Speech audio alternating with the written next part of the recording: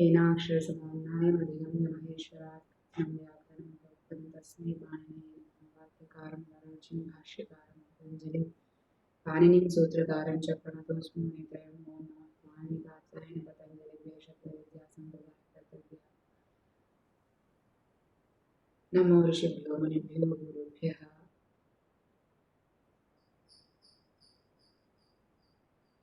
एकक्षणम्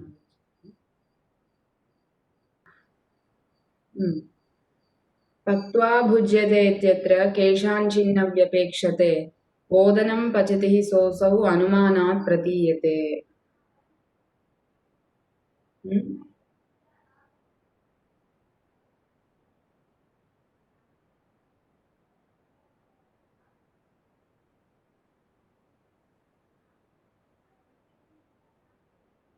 पूर्वम् अस्माभिः विषयः पठितः कः यदि क्रियाद्वयं तत्र एकमेव कर्म भवति तर्हि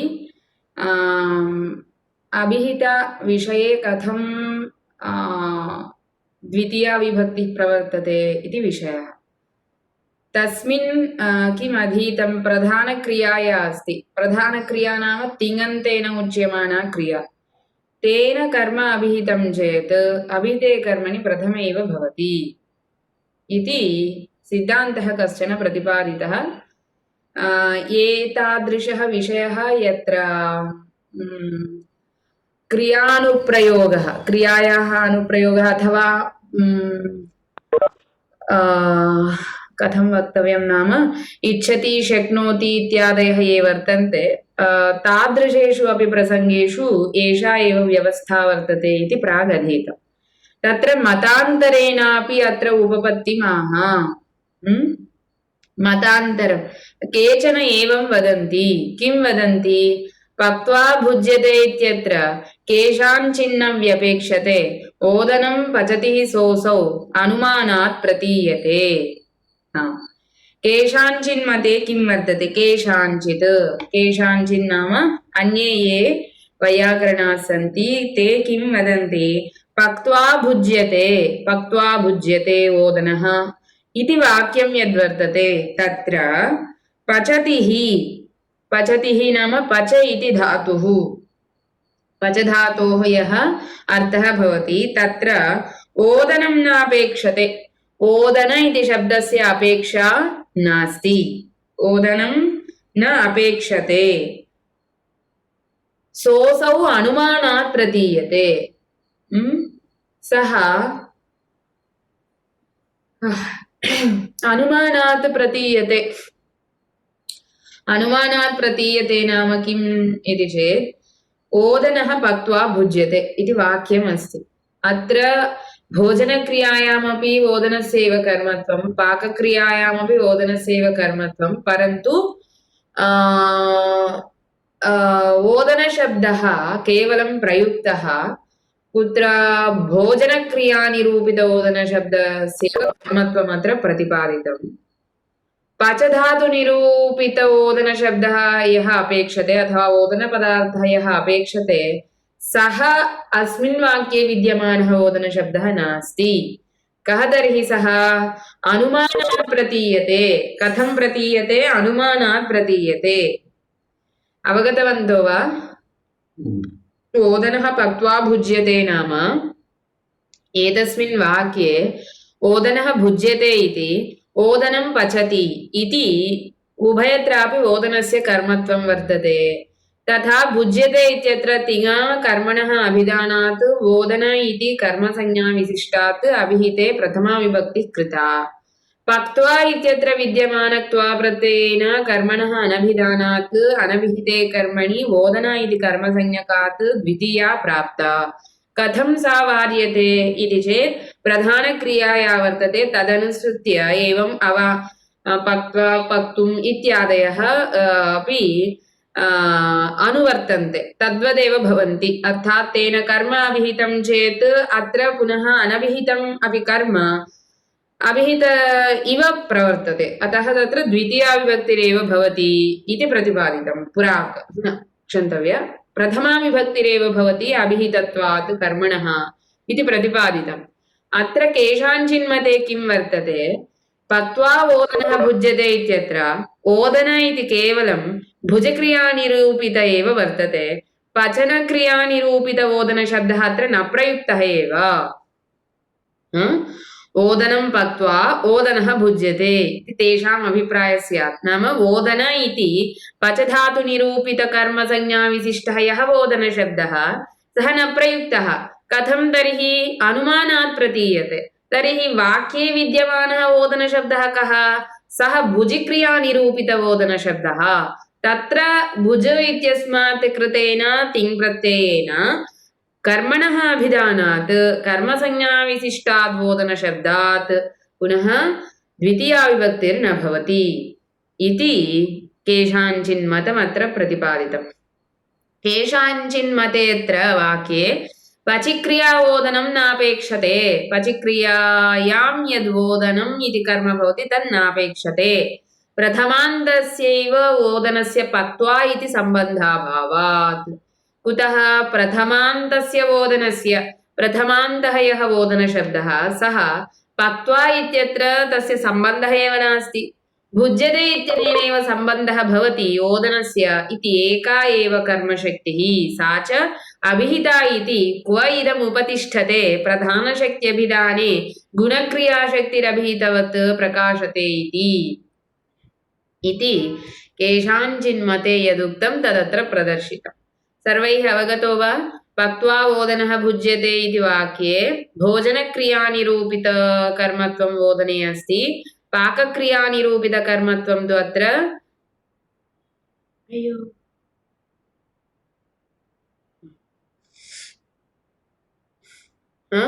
पाकक्रियानिरूपितकर्मत्वं यद्वर्तते ओदनं यदस्ति तदत्र न प्रयुक्तमेव वाक्ये विद्यमान ओदन इति तु भुजिक्रियानिरूपितः एव कर्मसंज्ञाविशिष्टः ओदनशब्दः अतः तत्र भुज्यते इत्यत्र तिङाभिधानात् ओदन इत्यस्य पुनः कर्मसंज्ञा तु अस्ति कर्मणि द्वितीया विभक्तिर्न भवति प्रथमा एव अभिहितत्वात् इति उक्तम् सा च अभिहिते इति क्व इदमुपतिष्ठते नाम पूर्वोक्तं यद्वर्तते पूर्वं यः सिद्धान्तः उक्तः सः सिद्धान्तः अत्र क्व गत्वा उपतिष्ठते इति कुत्र एतस्य प्रवृत्तिः इति प्रश्नः कः सिद्धान्तः प्रधानशक्त्यभिधाने गुणक्रियाशक्तिरभिहितवत् प्रकाशते प्रधानशक्ति अभिधाने भुज्यते इति प्रधानक्रिया तत्र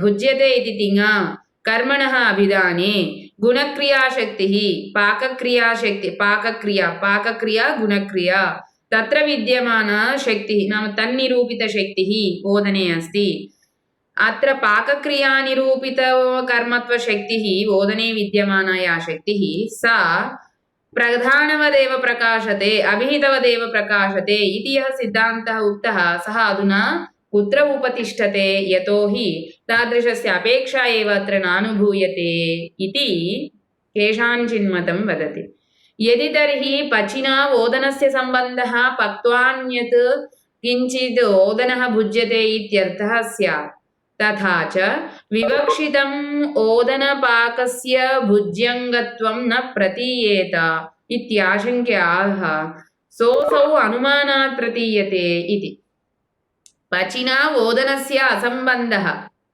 पक्त्वा अन्यत् किञ्चित् ओदनः भुज्यते इत्यर्थः स्यात् यदि अत्र किं वदति ओदन इत्यस्य पच् धातुना सम्बन्धः एव नास्ति इति चिन्तयन्तु तर्हि किं भवति अत्र किञ्चित् अन्यत् पक्ववान् ओदनं भुज्यते इत्यर्थः स्यात् अवगतं वा रोटिकां पक्त्वा ओदनं भुज्यते इत्यर्थः अपि स्यात् इति वदति अत्र यदि ओदन इत्यस्य सम्बन्धः पचधातूना पचक्रियायां न वर्तते ओदनसम्बन्धः पचक्रियया न वर्तते केवलं भुजक्रियया अस्ति तर्हि पाकक्रियायां कर्मत्वम् अन्यस्य कस्यचिदपि भवितुमर्हति शाकं पक्त्वा अथवा रोटिकां पक्त्वा अथवा अन्यत् किञ्चित् पक्त्वा भोजनक्रियां तु ओदनं भोजनक्रियायां तु ओदनम् एव आयाति नाम ओदनमेव भुज्यते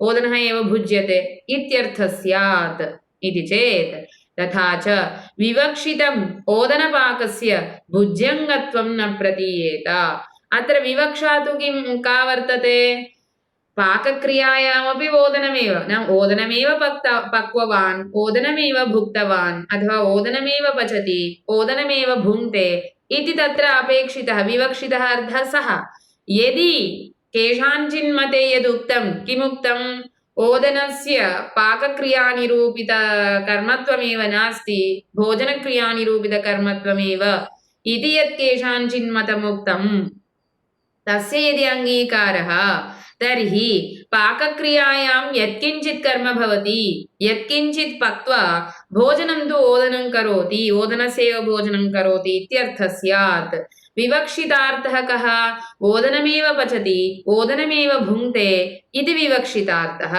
तस्य सिद्ध्यर्थम् अवरोधस्यादयं विषयः इति प्रश्नः अतः तस्य समाधानत्वेन कारिकायाम् एका पङ्क्तिः उक्ता तां पङ्क्तिमत्र प्रदर्शयति तदा च विवक्षितमोदनपाकस्य भुज्यङ्गत्वं न प्रतीयेत ओदनपाकस्य भुजि अङ्गत्वं न प्रतीयेत अर्थात् ओदनमेव पक्त्वा ओदनमेव भुङ्क्ते इति अर्थः न प्रतीयेत इत्याशङ्क्य आह इमाः सोऽसौ अनुमानात् प्रतीयते सः असौ अनुमानात् प्रतीयते इति कः अनुमानात् प्रतीयते ओदनः इति अनुमानात् प्रतीयते इति सः इति परामृष्टस्य ओदनस्य बुद्धायन साक्षात् कृतस्य असौ इति प्रत्यक्षानुकारेण प्रतिनिर्देशः भवति किं सामर्थ्यमिति चेत् एकवाक्यत्वमिति ब्रूमः श्रुतसम्बन्धः अश्रुतसम्बन्धपरिकल्पना लघु भवतु एतत् सर्वं तत्सम्बद्धमेव वदति साक्षात् पचिसमन्वयाग्यो अयोग्योऽपि ओदनः सामर्थ्यात् पचेः अपेक्षणीयत्वेन प्रतीयते कथम् अनुमानात् प्रतीयते इति चेत् पचिसमन्वय अयोग्यः ओदनः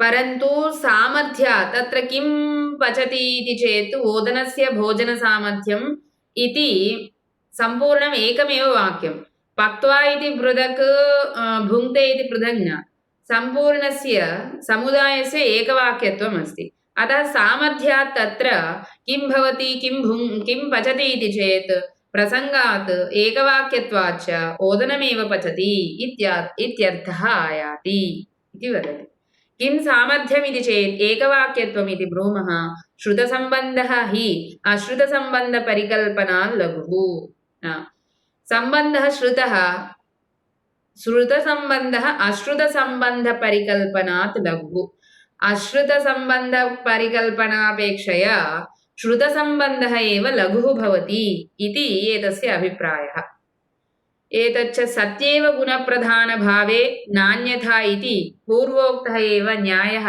अत्र आश्रयणीयः इति पूर्वोक्तदर्शनमेव न्याय्यम् एतच्च सत्येव गुणप्रधानभावे एवं अनुमानेनापि तत्र अर्थः प्रतीयते इति यदुक्तं तत्सर्वं गुणप्रधानभावः अस्ति चेदेव प्रकाशते कुतः एकवाक्यत्वं तथैव सम्भवति इति कारणेन अतः पूर्वं यः सिद्धान्तः उक्तः तस्य सिद्धान्तस्य स्वीकारादेव इदं यद् अधुना प्रतिपादितं केषाञ्चिन्मतं तदपि सङ्गच्छते अत एव अरुच्य अन्यमतत्वेन उपन्यासः किल अतः एव केषाञ्चिन्मतम् इति आरभते भुजिः पाकमपेक्षते इति सन्निहितेनैव आकाङ्क्षा पूरयितव्या पाकस्य भुज्यपेक्षया पूर्वकालस्य इति गुणप्रधानभाव उपपात्तौ एकवाक्यता उपपत्तिः भुजिः पाकमपेक्षते इति सन्निहितेनैव आकाङ्क्षा पूरयितव्या भुङ्क्ते तत्र भोजनक्रियायां किमपेक्षते पाकक्रिया अपेक्षते इति समीपे विद्यमानात् तस्य आकाङ्क्षायाः पूर्तिः पाकेनैव भवति। पाकस्य भुज्यपेक्षया पूर्वकालस्य इति गुणप्रधानभावः। पाक इत्यस्मात् पचधातोः क्त्वा इति प्रत्ययः कदा भवति? समानकर्तृकयोः पूर्वकाले इति सूत्रेण भवति। समानकर्ता वर्तते क्रियाद्वयस्य अथवा बहूनां क्रियाणाम्। एकः एव कर्ता, तत्र पूर्वकालिका क्रिया तत्र क्त्वा इति प्रत्ययः भवति। कस्मात् नाम कस्याः क्रियायाः अपेक्षया पूर्वकालित्वम् अत्र? भुजक्रियापेक्षया पूर्वकालित्वम् इति पाकस्य भुज्यपेक्षया पूर्वकालस्य इति पूर्वकालिकत्वात् तस्य गुणप्रधानभावः उपपत्तौ एकवाक्य उपपत्तिः। अतः पाकस्य भुजक्रियानिरूपितगौणत्वं भुजक्रियायाः प्रधानत्वं च सिद्धम् इति एकवाक्यता उपपत्तिः इति प्रदर्शयति। एवम् इयं कारिका अत्र समाप्ता। किं वदति? पक्त्वा ओदनः भुज्यते इति वाक्ये केषाञ्चिन्मते ओदन इति यद्वर्तते तत् केवलं भुजक्रियायां सम्बद्धं न तु पाकक्रियायां। पाकक्रियायां सम्बन्धाभावे अन्यस्य कस्यचित् पाकः भोजनं तु ओदनस्य इति विपरीतार्थः प्रतीयेत, विवक्षितार्थस्तु न स्यात् इति चेत् तत्र समाधानत्वेन उक्तं किम्? अनुमानेन स एव तत्र प्रतीयते इति प्रतिपादितम्। एतावदपि नापेक्षते, यतोहि अनुमानात् तदेव प्रतीयते इत्यत्रापि किञ्चित् मानमपेक्षते। किं तन्मानं? सामर्थ्यं। कथं तत् सामर्थ्यम्? एकवाक्यसामर्थ्यम्। एकवाक्यता आगता नाम एकस्य गौणत्वम् एकस्य प्रधानत्वं तु सिद्धम्। एवं च गुणप्रधानभावेनैव सर्वोऽपि इष्टः अर्थः सिद्धः। एषश्च पूर्वं निरूपितः एव सिद्धान्तः। अतः केषाञ्चिन्मतम् इति यद् अधुना आरब्धं तस्य अपेक्षा नास्ति इति बोधयति। अनन्तरं न केवलं कर्माख्यकारकविषयोऽयं न्यायः यावत् कारकान्तरेऽपि इति व्याप्त्यर्थम् उदाहरणान्तरमाह। एतावता यदुक्तं पूर्वस्यां कारिकायां तत्सर्वैरवगतं वा? अथवा तत्र संशयाः सन्ति इतोपि?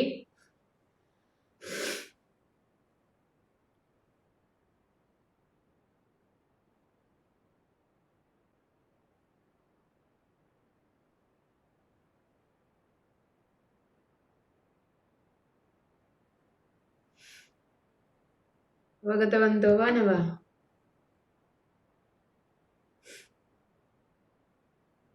वाक्यं दोषाय इति वक्तुं शक्यते। कुत्र किं वाक्यं दोषाय भवति इति शेखर महोदय? तत्र पक्त्वा ओदनः भुज्यते यत् प्रतिपादितं तत् साकल्येन न अवगतमिति भाति। तत्र अनुमानेन अपि तत्र प्रतीतिः न सिद्ध्यति इति भाति किल तत्र।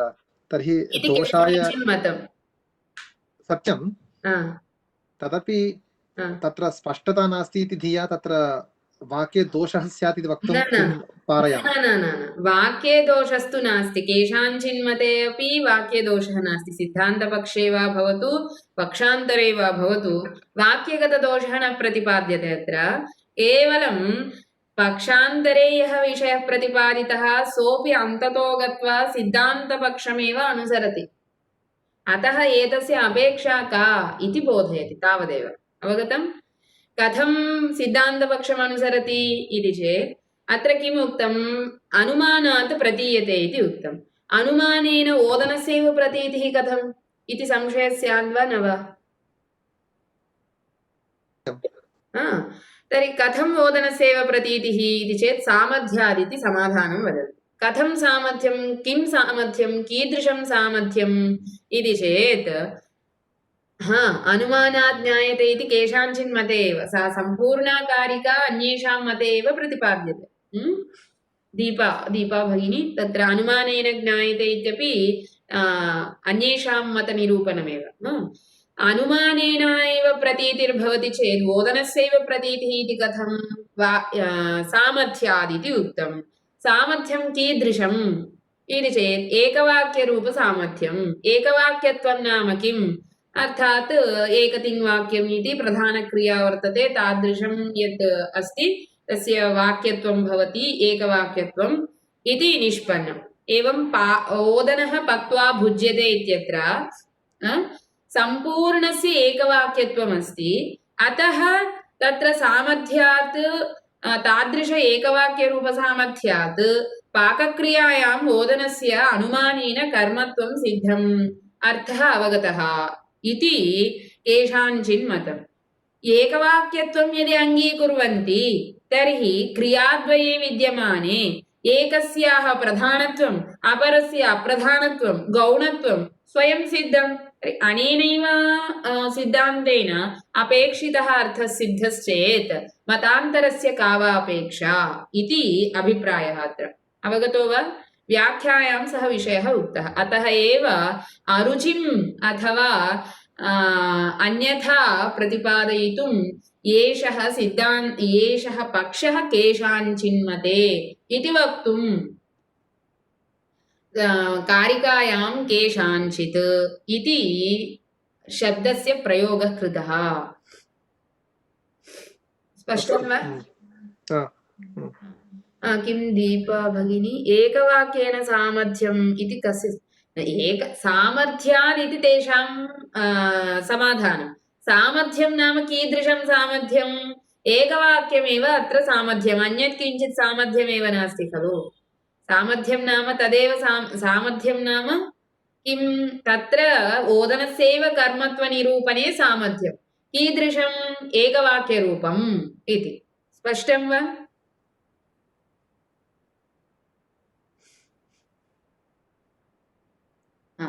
सर्वैः विषयः अवगतो वा अधुना? अग्रे गच्छामः, पठामस्तर्हि अग्रिमम्। अथवा अन्ये केऽपि शङ्काः वर्तन्ते?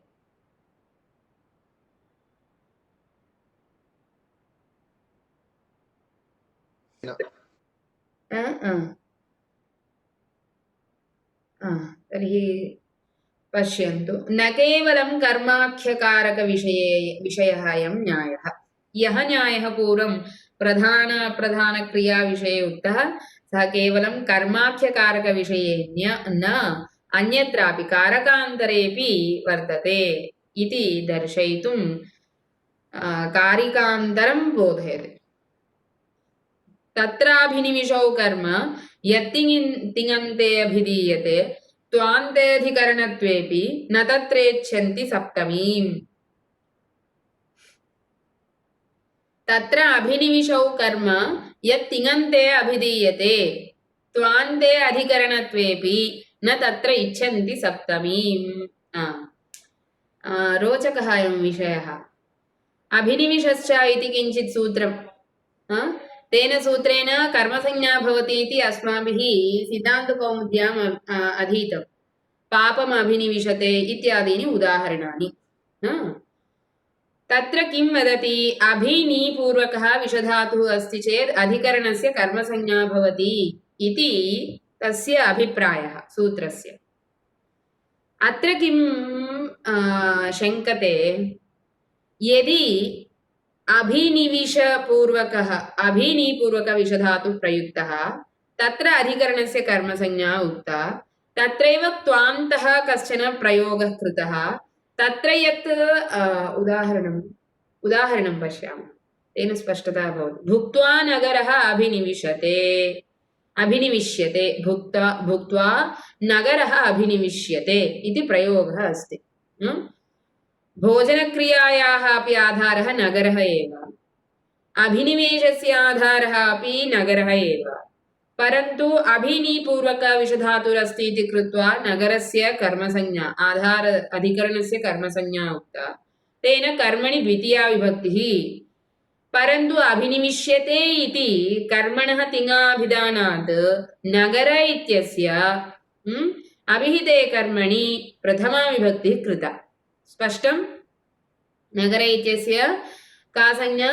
कर्मसंज्ञा कृता, परन्तु कर्मणि द्वितीया विभक्तिः प्राप्ता चेदपि अभिहितत्वात् अभिहिते कर्मणि प्रथमा विभक्तिः कृता। परन्तु एष एव नगरः भोजनस्यापि आधारभूतः। भोजनं कुत्र करोति? नगरे करोति। नगरे ओदनं भुक्त्वा नगरम् अभिनिविशते। भवतु अवगतो वा विषयः? तत्र एकवारमेव नगरशब्दः प्रयुक्तः। अत्र अभिनिविश्य इति अभिनिविश क्रियानिरूपितकर्मत्वं नगरे अस्ति। अतः कर्मणः अभिनिविश्यते इति तिङा अभिधानात् नगर इत्यस्य किं भवति? अभिहिते कर्मणि प्रथमा भवति। परन्तु भोजनक्रियायाः अपि आधारः इति कृत्वा अधिकरणत्वात् नगर इत्यस्य अधिकरणे का विभक्ति भवति? सप्तमी। सप्तमी विभक्ति स्यात्। कुतो न दृश्यते यत्र सप्तमी इति शङ्का। अवगता वा शङ्का?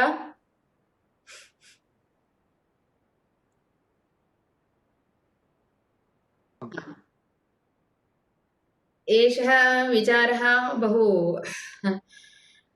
रुचिरः वर्तते खलु? प्रश्नः वर्तते तत्र नगरान्तरे भुङ्क्त्वा प्रायः गच्छेत् किल सः? यत्र कुत्रापि नगरान्तरं वा भवतु, परन्तु भोजनक्रियायाः नगरस्य अधिकरणत्वं तु कर्तव्यमेव खलु? अस्तु। तर्हि अधिकरणे सप्तमी विभक्ति स्यात्। अत्र तु केवलं प्रथमा विभक्तिः दृश्यते। कथम् इति प्रश्नः। अतः एव अवतारिकायां किमुक्तं पश्यन्तु। कारकान्तरेऽपि व्याप्त्यर्थम् उदाहरणान्तरमाह। कर्मविषये एव न कारकान्तरे। कारकान्तरं नाम अत्र किं कारकान्तरम्? अधिकरणम् एव कारकान्तरं। कारकान्तरं नाम अन्यत् कारकं कारकान्तरम्। अत्र नगर इति अधिकरणं वर्तते। तत् भोजनक्रियायाम् अधिकरणम्। अभिनिविश इत्यत्रापि अधिकरणं, परन्तु विशेषविधानात् तत्र कर्मत्वम्। अतः भोजनक्रियानिरूपित अधिकरणकारकान्तरे अपि एषा एव व्यवस्था। का व्यवस्था? प्रधानक्रियानिरूपितम् एव अभिधानम् अनभिधानम् इति विचारः। तदनुसृत्यैव गौणक्रियायाः अपि प्रवृत्तिः। अभिनिविश्यते इति प्रधानक्रिया, तत्र कर्मणः अभिधानं। गौणक्रिया भोजनक्रिया। तन्निरूपित अधिकरणत्वं यद्यपि नगरे अस्ति, तथापि प्रधानक्रियाम् अनुसृत्य गच्छति इति हेतोः गौणक्रियानिरूपित अधिकरणवाचक सप्तमी विभक्तिः नगरशब्दान् न भवति इति अर्थः। तदेव कारिकया बोध्यते। पश्यन्तु, तत्र अभिनिविशौ कर्म यत् तिङन्ते अभिधीयते त्वान्तेऽधिकरणत्वेऽपि न तत्रेच्छन्ति सप्तमीम्। स्पष्टः खलु अर्थः? अभिनिविशौ यत् कर्म अस्ति नगर, यत् तिङन्तेन अभिधीयते, अभिनिविश्यते इत्यत्र तिङा अभिधीयते। त्वान्ते अधिकरणत्वेऽपि भुक्त्वा इति त्वान्ते नगरस्य अधिकरणत्वेऽपि न तत्र इच्छन्ति सप्तमीं। तत्र नगरशब्दात् सप्तमीं अधिकरणार्थे प्राप्तां सप्तमीं न इच्छन्ति, न अङ्गीकुर्वन्ति इति एतस्याः कारिकायाः अर्थः। भुक्त्वा नगरः अभिनिविश्यते इत्यत्र अभिनिविशश्च इति नगरस्य अभिनिविशेः आधारस्य कर्मसंज्ञायां तिङन्ते अभिनिविश्यते इत्यत्र प्रधानभूते विषये अभिहिता कर्मशक्तिः। स्पष्टः खलु अर्थः? अत्र कर्मत्वं पुनः प्रतिपादयतु। नास्ति अस्मिन् विषये किमपि न। अत्र अभिनिविशौ कर्म, अभिनिविशते इत्यत्र कर्म अस्ति नगरः, यत् तिङन्तेन अभिधीयते। तत्र अभिनिविश्यते इति तिङ् प्रत्ययेन नगर इति तत्र विद्यमाना कर्मत्वशक्तिः तिङन्तेन अभिधीयते। त्वान्ते अधिकरणत्वेऽपि तस्यैव नगरस्य भुक्त्वा इति भोजनक्रियानिरूपितत्वान्ते अधिकरणत्वेऽपि नगरस्य अधिकरणत्वमस्ति चेदपि न तत्र इच्छन्ति सप्तमीं तत्र नगरे सप्तमीम् अधिकरणाश्रितां सप्तमीं नेच्छन्ति न कुर्वन्ति इत्यर्थः। अवगतो वा? अस्तु अस्तु अस्तु अस्तु अन्यथा स्वीकृतं पूर्वं मया। अस्तु भवतु अवगतम् अधुना। पश्यन्तु नगरस्य अभिनिविशेः आधारस्य कर्मसंज्ञायां तिङन्ते अभिनिविश्यते इत्यत्र प्रधानभूते विषये अभिहिता कर्मशक्तिः। स्पष्टं? कर्मशक्तिः अभिहिता कुत्र अभिनिविश्यते इत्यत्र तिङ कीदृशम् अभिनिविश्यते इति कीदृशं वर्तते प्रधानं वा अप्रधानं वा प्रधानं भुक्त्वा इति क्वान्तविषये अधिकरणशक्तिरपि गुणत्वात् स्वकार्यं सप्तमी विभक्तिलक्षणं न प्रयुङ्क्ते। भुक्त्वा इत्यत्र क्वान्तविषयः अधिकरणशक्तिः कुत्र नगरे विद्यमान अधिकरणशक्तिः गुणत्वात् भुक्त्वा इति क्वान्तस्य गुणत्वात् स्वकार्यं सप्तमी विभक्तिलक्षणं सप्तमी विभक्तिप्राप्तिरूपलक्षणं न प्रयुङ्क्ते न कुर्वन्ति। सप्तम्याः हि अत्र प्रधानक्रियाविषया कर्मशक्तिः न प्रतीयेत इति प्रधानोपरोधः गुणेन कृतः स्यात् न च एष न्यायः। प्रधानानुयायित्वात् गुणानां प्रधानविरोधिनी स्वकार्ये उदासतः एव प्राधान्यं च सर्वत्र तिङन्तार्थस्य शाब्दव्यवहारविश्रान्तिस्थानस्य वाक्यार्थभूतस्य। अनेनैव न्यायेन नगरे अभिनिविश्य भुङ्क्ते इत्यत्र भुज्याश्रयेण अधिकरणत्वेन नगराभिनिविशि कर्मत्वम् अपोद्यते। पश्यन्तु किं वदति। सप्तम्याः हि अत्र प्रधानक्रियाविषया कर्मशक्तिः न प्रतीयेत। यदि नगरे इति सप्तमीं कुर्याम् अत्र नगरे भुक्त्वा न अभिनिविश्यते इति यदि वदन्ति तर्हि प्रधानक्रियाविषया कर्मशक्तिः अभिनिविश्यते इति प्रधानक्रियानिरूपितकर्मशक्तिः नगरे इति सप्तम्यन्ते न प्रतीयेत इति प्रधानोपरोधो गुणेन कृतस्य। अतः प्रधानस्य विरोधः गुणक्रियया कृतः स्यात् न च एष न्याय्यः। एवं गुणक्रियया प्रधानक्रिया विरोधः अथवा प्रधान उपरोधः न्याय्यः न भवति। अतः किं वदति प्रधानानुयायित्वात् गुणानां प्रधानविरोधिनि स्वकार्ये उदासत एव। गुणक्रियानिरूपित अधिकरणत्वमस्ति इति कृत्वा तत्र सप्तमीं यदि कुर्वन्ति तर्हि प्रधानक्रियानिरूपितकर्मत्वशक्तिः न प्रतीयेत।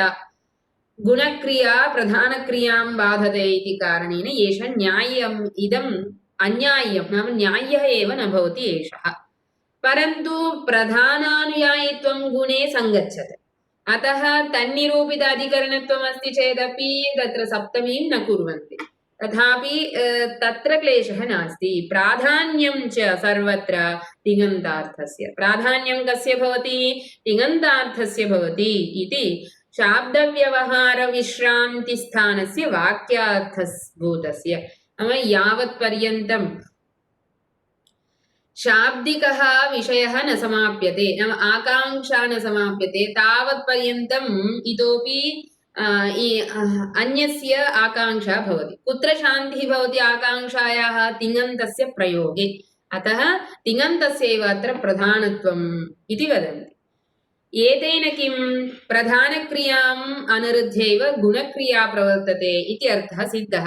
तेन भुक्त्वा इति भोजनक्रियानिरूपित अधिकरणत्वमस्ति चेदपि नगरे सप्तमीं न कुर्वन्ति इति सिद्धम्। अनेनैव नाम एवं प्रधानक्रियामेव गौणक्रियापि अनुसरति इति उक्तत्वादेव नगरे अभिनिविश्य भुङ्क्ते इत्यत्र अत्र विपरीतं वर्तते। पूर्वोक्तस्य विपरीतः एव।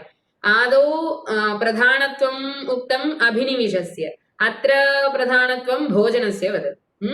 अतः भुङ्क्ते इति प्रधानत्वं तत्र गौणक्रिया अस्ति अभिनिविश्य इति ल्यबन्तः। ल्यबन्तः नाम एषोऽपि क्त्वान्तः एव, परन्तु क्त्वास्थाने ल्यबादेशः क्रियते अभिनि इति उपसर्गाभ्यां समासे। अतः अभिनिविश्य इति एका क्रिया, भोजनक्रिया इति एका, अभिनिवेशनम् एका क्रिया, भोजनक्रिया एका क्रिया, उभयोर्मध्ये तिङन्तं वर्तते भुङ्क्ते, अतः तस्य प्रधानत्वं तदनुसृत्यैव अत्र व्यवस्था। अतः नगर इति भोजनक्रियायाम् अधिकरणत्वमिति हेतुना नगरे अधिकरणनिरूपिता सप्तमी दृश्यते, न तु अभिनिपूर्वकविषधातुनिरूपितकर्मणि द्वितीया। नगरे अभिनिविश्य भुङ्क्ते इत्यत्र भुज्याश्रयेण अधिकरणत्वेन नगरस्य अभिनिविशकर्मत्वम् कर्मत्वमपोद्यते। प्रधानक्रिया वर्तते का? भोजनक्रिया, अतः तन्निरूपित अधिकरणत्वम् अधिकरणे सप्तमी च अत्र कृता, न तु अभिनिपूर्वककर्मत्वं तन्निरूपित द्वितीया च अत्र कृता। कुतः? प्रधानक्रियायाम् एतस्य अन्वयः मुख्यं वर्तते, अतः इति एषा कारिका अपि अत्र समाप्ता। अनन्तरं पुनः नूतनः विषयः, सः तं विषयं पुनः अनन्तरं पठिष्यामः।